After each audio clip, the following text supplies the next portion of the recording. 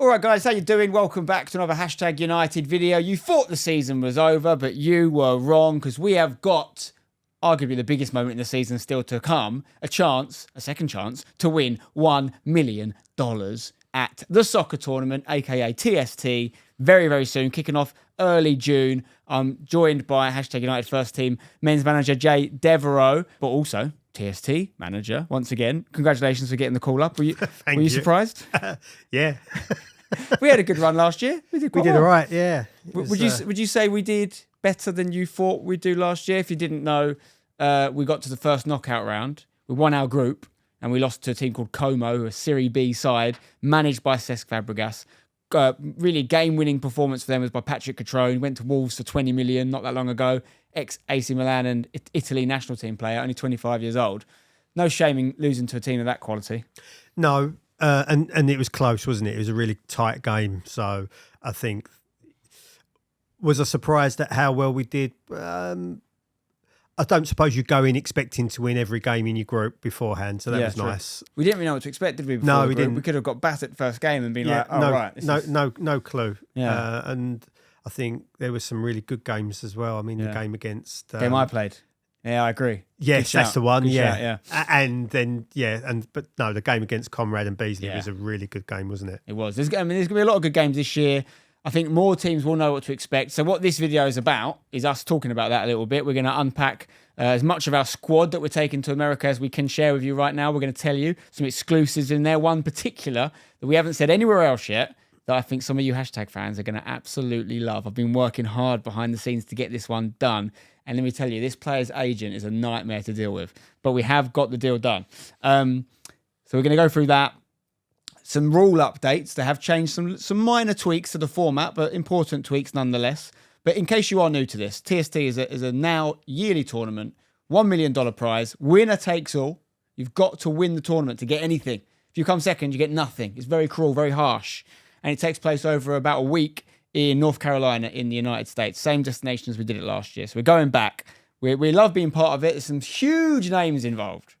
And there's some big names this year as well, let me tell you. We're talking like big, high-profile players, ex-players, people from other sports randomly that get involved. And then we're in there as one of the only real probably recognised teams in terms of with their current first team. Because there's some big-name football teams in there, but they don't take necessarily their first team. So we're like an actual team in there, but then this is small-sided football. And I think that's probably one of the big things we learned last year, Devs, is the team that won it, and a lot of the teams that went deep weren't the big names, but they were the small-sided specialists. The specialists, yeah, the ones that probably knew the format a little bit better. I think some teams had, because the difficult thing for us as well is the timing of our season ending, and it's, rest is important for players. And some teams had training camps where they had been together for a significant amount of time. So it's a real mix of teams being thrown together, teams with big names, teams that, been together for a long time. It makes it really interesting. And I think it gives it a feel that actually anyone can win. Yeah. And the fan element as well. There's teams like Wrexham back again this year who were there last year. I think maybe you watch the documentary, you get a sense of it, but unless you actually see it in America, how big the fandom is of Wrexham, it's a bit mad, isn't it? It was crazy, wasn't it? It felt like everyone was there for Wrexham. I felt we were in Wrexham, like in terms of, I mean, not weather-wise, but in terms of like the amount of support they had, more support than some of the North Carolina teams. It was crazy. There's a lot of red. There's a lot of red around. So, I mean, let's get through it. The other big addition this year, ESPN are actually covering the tournament in a sort of TV deal they've done with TST. So they're picking up some big games this year, and there is some massive games throughout the tournament, especially in the group stages, obviously the ones we know already that's just been announced. In terms of our games, we'll have the highlights on this channel for sure, but obviously follow us on social media. So you want to find out where to watch us, if you can watch us live, all that stuff, just make sure you're following us. We'll keep you up to date with it. But it's definitely gone up a level, isn't it, Devs? Like, it feels... It's going to be harder to win this year, would you say, than last year? There's more teams. There's 48 teams now instead of 32. More teams means more games that you have to win. Yeah, exactly. Extra round. Yeah. It feels like the interest has been... last year nobody knew anything about it, did they? And obviously it was such a brilliant event. It's captured people's imagination. And as you say, there's some big names that want to get involved this year. And I think some of the big names from last year that are coming back probably...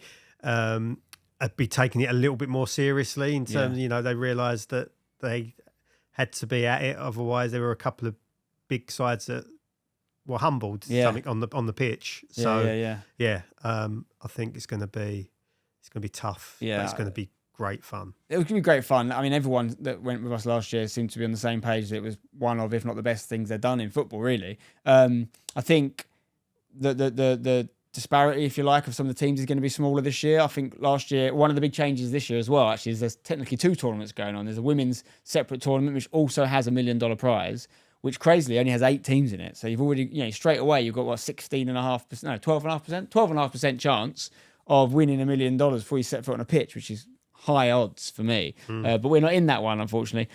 So we're looking at the men's tournament, obviously.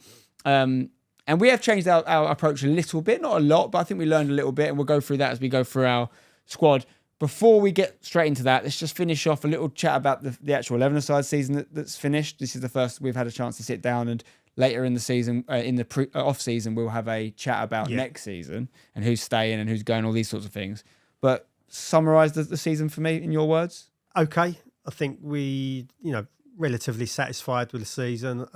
You always want to do better, and we've been so used to winning. It's difficult when you're not winning every week, when that's your habit, and ultimately that's why we take part, and that's why we're involved, because we want to win. But the reality is that we knew it was going to be a huge step coming into this division. It proved to be. And our first and main target was to stay in the league and be able to compete next season. And I think we've seen enough this year, and we've got the foundations to be able to build and improve again next year. So, a cup final, disappointing to lose that. Cup semi-final, disappointing to lose that. Both really tight games, and on another evening go our way. And a really bad period, in the beginning of the year in terms of results. I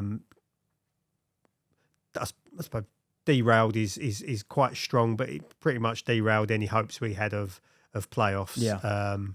But we can see where we come up short. One thing I was really pleased with was our attack and the amount of goals we scored as a squad. I think we were the 3rd highest scorers in the division, but we conceded far too many goals, and that shows you that maybe we at times were a little bit too open.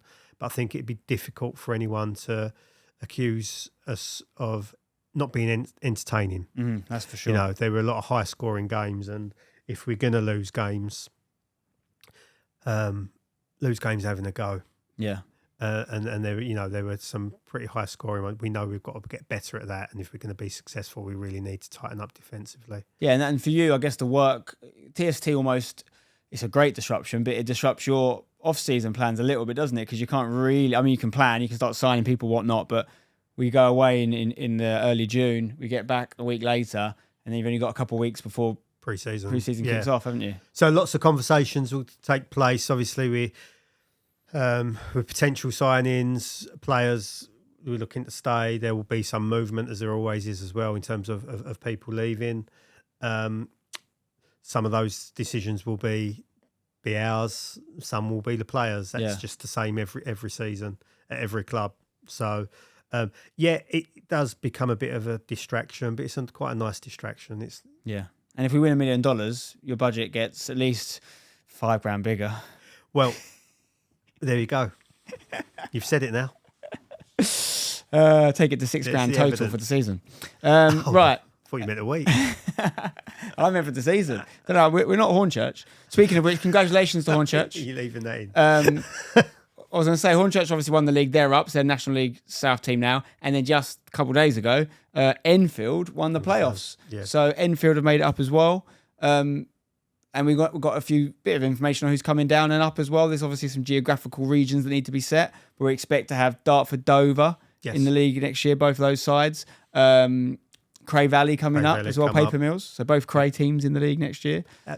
Bowers and Pitsea. Oh, yeah, the big one. Of course. Bowers and Pitsea, our previous landlords now, on penalties in the final, beat Brentwood. So we'll actually be in the same league as them for the first time ever. And it happened to be when we're not in the same ground. So it's almost avoided that rivalry, that AC Milan, Inter Milan derby, if you like.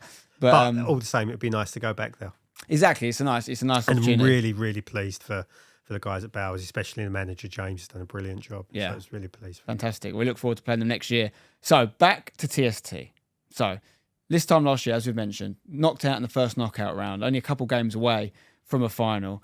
It was definitely a sense of disappointment for me, not with our performance, but having seen what the field was, feeling that we could have gone further. I don't know if we'd have won it last year. I don't know, maybe. I think it's possible. But I think there was definitely a advantage for teams that knew the format a bit more. Not that they played the exact format because it was kind of novel, but that you could see in the field as it got smaller, the teams that play small-sided every week and have that kind of different approach to football went further. So none of the big teams won it. You know, there was Wrexham, there was Dortmund, there was West Ham. You know, there's more of those sorts of names this year. But I think the real dangerous teams are the ones you've never heard of, quite frankly. And you know, Newtown Pride, who are $1 million richer now after last year, they're back again. So they'll probably be the pre-tournament favourites based on that alone. I'd say we didn't really have that data last year, did we? No, but interestingly, their team was filled with US indoor soccer. Yes. Players, so again, you say the small-sided specialists that we, you know, over here didn't necessarily know a lot about, but certainly we've got an idea about them now. Yeah, and I'll give you a spoiler. As we talk for our team shortly, we have delved into that league to sign a player who has joined us for this tournament. I'll get onto that in a minute. But let's talk about some of the big names. So as we mentioned, 48 teams this year, $1 million prize. Aguero, yes, Sergio Aguero has a team. He's playing in the tournament this year. He's in the same group as Luis Nani's team, which is called like Nani FC, I think they're called, aren't they? Inspired by Spencer FC, I've heard. That's where he got it from. Yeah, that's where he got it from. I invented FC as the thing. Yeah, who? Yeah. And then Nani's nicked it. Who names a team after themselves? It's embarrassing, isn't it? Wow. Nani has got Balotelli on his team, which is pretty mad. Yeah, you'd almost feel like Balotelli should have his own team because it's going to be hard to manage. They've got a whole sort of roster of a lot of Portuguese players as well. Bruno Alves, the big old defender, he's in there. They've got one of the most best-known Portuguese futsal players of all time as well. He's in there. I don't know what to think about that Nani team because I feel like it's almost too Hollywood.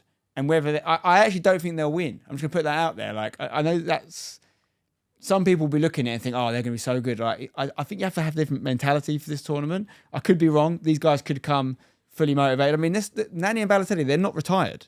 They're current professional footballers. That is interesting. You know, maybe they're out of contract this summer, I'm not sure, and that's why their teams are letting them play. But obviously everyone's going to look at them, and they're in the same group as Aguero's teams. They're going to play each other in the groups. Sire 7, which is a new team, but similar style. Stephen Ireland, basically, which is where the Sire gets its name from. He's back. He played last year under a different name. His team's got Ravel Morrison, who, if he gets his head right, this format could be scary for. Joke, wouldn't he? I mean, we both West Ham fans. We saw what he could do in his pomp. Tom Huddleston as well, who's the technically a Man United reserves player now because he runs the reserve team, but plays for them every week. Tom Huddleston in there. Jimmy Conrad's back with his team, but Conrad and Beasley have been renamed Quick Goal. And we've just found out today Sebastian Giovinco is playing for them. So many big names, guys. Go for it, aren't they? Yeah, I think it sounds like they've gone a bit more tailored to TST this year after they lost to us. Head coach as well, I think they've appointed. Have they? Yeah, US futsal. Okay, interesting. So they've gone the futsal route as well. Yeah. Ocho Cinco, I know you're a big NFL team. Chad Johnson, he's back playing with Nat ASC again. We were in their group last year. We're not in their group this year.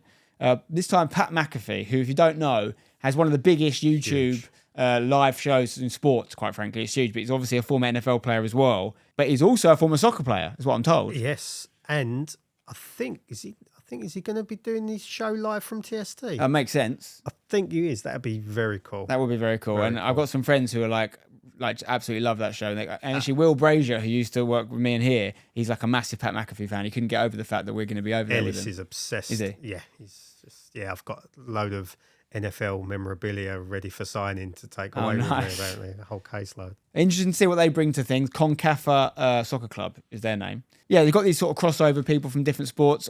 Speaking of which, Cruz Beckham is playing. Now, we know about Romeo Beckham playing for Brentford B team and Inter Miami. I assume all the Beckhams are half decent. I think Brooklyn Beckham back in his day was in the Arsenal books. So I assume Cruz Beckham is decent, but it's a bit of the unknown to see what he can do. He's going to be playing there. And then you've got the big pro teams. Dortmund are back. Wrexham are back. JJ Watt, obviously another NFL legend, co-owner of Burnley. He's here with Burnley. Burnley are going men and women's this year.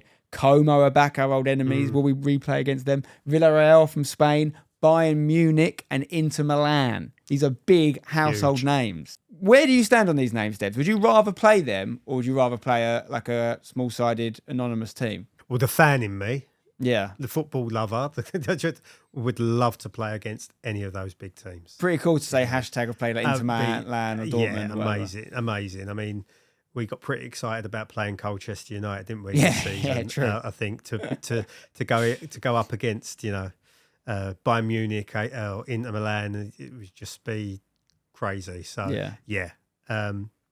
the boring manager in me doesn't really care. You just think if we're you play who you play, and you have to. Yeah, it's very much because not I can determine it anyway. And I think what last year taught us was, I think the beauty of the tournament is, and you spoke about yourself about feeling like we really could have gone further.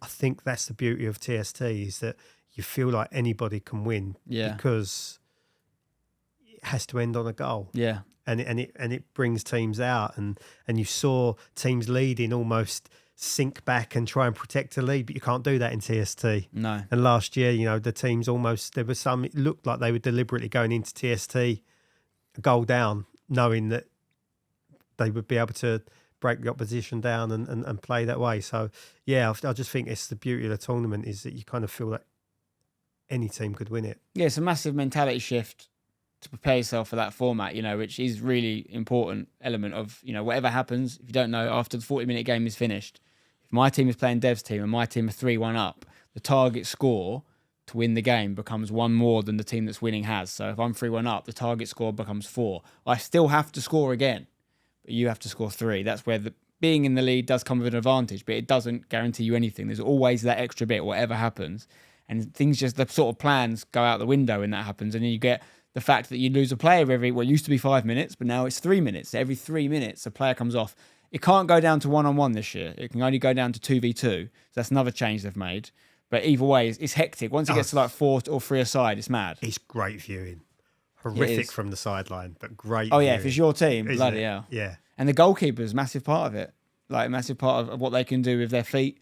We saw goalkeepers score winning goals for certain teams. So we definitely know a bit more than we did last year, but I think so does everyone else. Yeah. So all that being said, the rest of the field's being made up of teams. There's some, obviously some really interesting South American teams, including our friends at Gracie FC, which is a jiu-jitsu team made of the royal family of jiu-jitsu, basically, the Gracies. They're not in our group this time. They were in our group last year. We've got college alumni, lots of North Carolina locals, New York teams, etc. Some charity teams.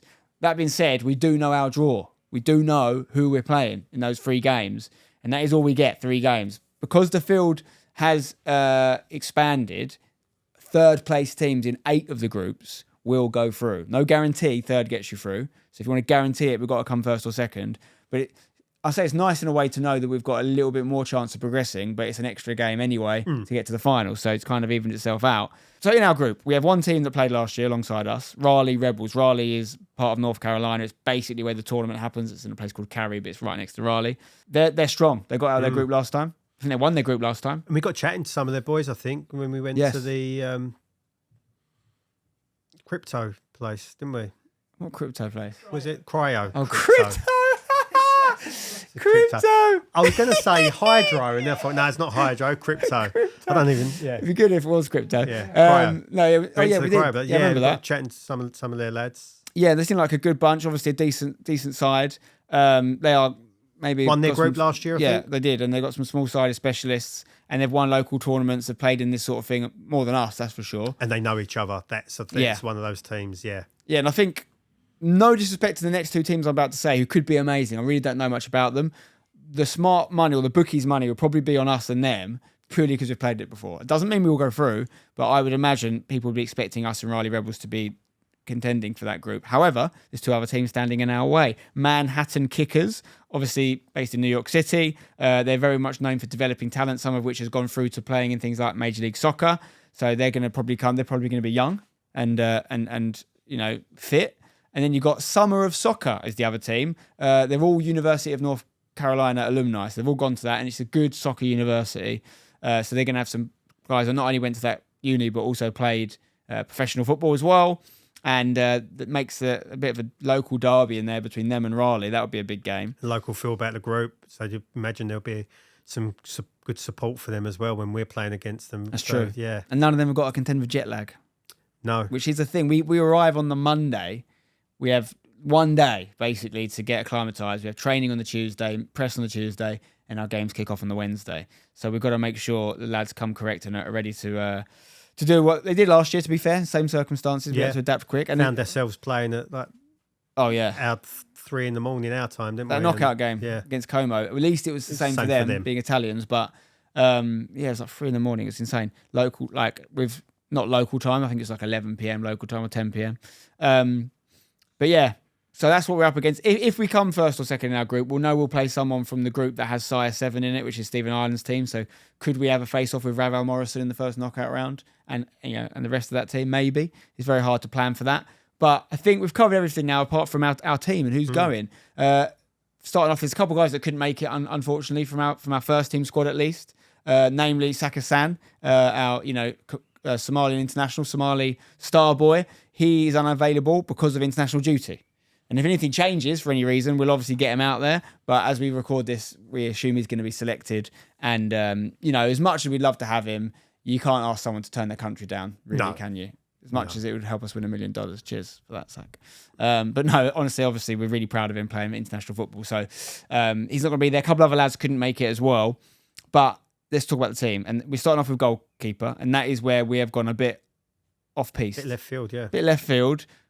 Talking about the Indoor Soccer League over there. He actually approached us. His name is Philip Ejimadu. Okay, he has pretty good football CV, I have to say. He's been on the books of LAFC, the LAFC of MLS fame. He was a US men's national team under 20 squad player. He's played at other teams in other countries, including Sao Paulo. I believe he's half Nigerian, half Brazilian. Is his heritage. And we've had a little conversation with him. He plays in that league, that indoor soccer league, with a lot of the guys that make up some of the best teams in this tournament. And essentially he's got a bit more small-sided experience than some of the boys from our first team have. Excited to have Philip with us? Yeah, it'd be great. It'd be great to have him. It's lovely to have, someone from the US in our team as well, going out to the US and having that, that link, if you like, I think is pretty cool for us. It's something that we've spoken about quite a bit in the past about how could we do that, introduce, someone from the States into our squad and Philip become available as, in an area where we need a specialist. Yeah, exactly. Small-sided player in particular. He's from Kansas City, it's where he lives right now. So you guys, obviously, Americans watching, there's a lot of you that do support hashtag, someone to get behind as one of your local guys. Let's go through defenders now. So a lot of these guys, some of them played last year. Harry Haysom, club vice-captain, of course, was involved in that lovely goal when he long field pass to Lewis Watson, header to Matty Waldridge, beautiful goal. Yeah, I think he's still living off the tweet from Cesc, isn't he? Oh, yeah, well, I remember that. I mean, it was Route 1, and we bought the bit of that last year. I think, that was what? And I think that was almost our USP, if you like, in terms of bringing something different, bringing that outfield. And, Route 1 for that style of football, for sure. But I think there is a world for us to bring that and take other teams by surprise. Yeah. And I think that was a prime example of that switch onto the far post and the header back from Lou across goal for a tap in. Beautiful goal. It was difficult for the teams to defend. Yeah. I think for us it's trying to continue with that point of difference. Yeah. And speaking of that goal, Matty Waldridge obviously returning again this year, really caught the eye as probably a further, more attacking player than we've seen. Although having said that, he's played in centre mid a bit this year. Yeah, and he was a goal machine last year. But that's what Matt does. He kind of has this natural ability to go and pick up areas that others don't, and he kind of ghosts in and finds himself in positions that makes him a real threat. Yeah, 100%. Looking forward to see what Matty can do. Tom Anderson returning once again as well. Like Matty Waldridge and Haysom, has over 100 appearances now for hashtag United, and we're big Tomo fans. It wouldn't be the same not having him there. Speaking of Andersons, Jermaine Anderson is going to make his debut there for us this year. He obviously signed for us this season, and he's done really well, hasn't he, since he joined us? Yeah, it's been brilliant. And it just... Well, if we're going to have names on the back of our shirts, then we've got a bit of a problem, haven't we? We've got to have to have T and J on there as well. And then someone who missed out last year, mainly because of how late in the season they joined us, is Nathan Smith. But what a season he's had. And he is coming with us, and obviously comes with serious professional pedigree. He's won League Two. There's going to be a lot of other ex-pros there that have sort of had similar careers to Nathan, so it's great to have him with us. Yeah, I'm sure Nathan, there'll be guys out there that Nathan's played with and against in the past and knows, and he's been brilliant for us this season, and yeah, so happy that we get to take him this year. 100%. And when we say defenders moving into midfielders now, these are their 11-a-side positions. It's kind of reinvention of players in many ways, isn't it? And we did that a bit last year, didn't we? Particularly with some of our midfielders. We spoke about the goals earlier, but we tended to put some of our midfielders in the more attacking positions for certain stages of the games, and they're things that we're thinking about. Yeah, and like in the Gracie FC game, you played me at the back, whereas in 11-a-side, I'm a goal scorer. Yeah. Even into midfield? In Vets, I actually am. I say I'm a goal scorer. I'm an attacking player. Did you notice in the Gracie game though? I made sure you played at the back on the far side of the pitch from where I was stood. Yeah, because I don't need any. Because I've got bad eyes, and what I can't see can't hurt me. We'll go with that. Midfield, Captain Max Cornhill is there. He was straight in the gym when we got to the hotel last year. He keeps fit. He's just taking part in one of these high rocks. Yeah. Crypto. Cryptox running events, and listen, he's a great example to everyone. He's a great player as well, so he's there.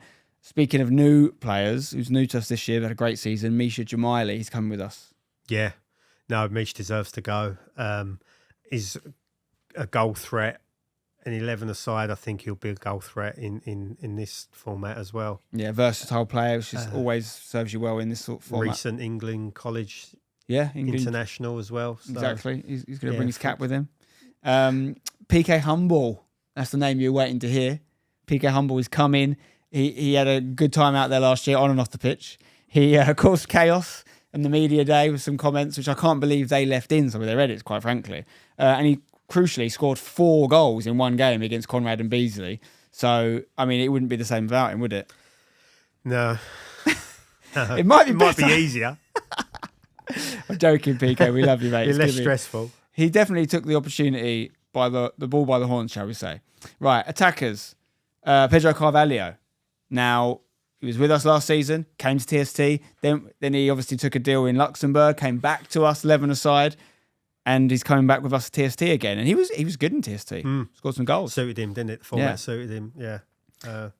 Or, I don't know if it was dyeing his hair suited him. Maybe he should do that again. Yeah, I think you should do it again. I think you should go bleach blonde. Or different colour, maybe. You could go white and complete the Frozone look. Is it PK that calls him Frozone, isn't it? I watched that film the other day with my little boy and I said, he plays for us. So Pedro's back.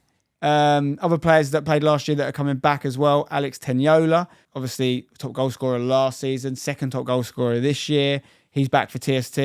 And Toby Romalaran as well. So it's good to have those squad regulars in the and different types of forwards as well. So. Yeah, exactly. And Toby missed a lot of the season, obviously, due work commitments. He also missed the start of TST last year through work commitments. We're hoping to have him here for the whole thing this time, though. And, see what impact he can make. In terms of other attackers, Luke May Parrott joined us this year to great effect. Really impressive first season at the level as 11-a-side. He's coming with us, which is great. What do you think he's going to be like in a 7-a-side format? I think it will suit. I think he'll like it. I think he'll suit him. He's used to... playing in tight areas. He's bright. He's got good movement. I think Luca will thrive in this format. And one name I haven't mentioned yet, for deliberate reason, from our current squad, because I think he could be our secret weapon. Maybe not so secret if we keep talking about it in videos. Yeah. But Camilo Restrepo, if you don't know, because you should know, because he played quite a big role in our team this season. Well, our youngest player outside of Ted Curd, our youngest player to play for us, well, obviously is Ellis and Archie Cunningham, but in terms of a lot of minutes in the first team squad, Camilo Restrepo's only just turned 20, really, but he's also a futsal player, played international for England. Safe to say he should be better at this than he's 11-a-side? He's a small-sided specialist. Yeah. If you like learning or adapting to the larger 11-a-side format, so... Yeah, really excited to see Camilo in this. I think this is right up his street. Yeah, could be big, could be good. Yeah, we could be. When you signed him, 11-a-side, knowing his background, were you thinking? Obviously, you played him a lot this year, so it was for 11-a-side football. But was TST something that jumped out? It was straight something away? we mentioned when I spoke to him, and he knew all about it. And I think it was part of the, helped bring him to the club, if you like, the thought of being part of that. And certainly, it didn't. It helped in my thoughts around bringing him in. It was always with a view to taking him to TST because, we see it in training all the time. We have the small-sided games in training, and he, on a regular basis, embarrasses people.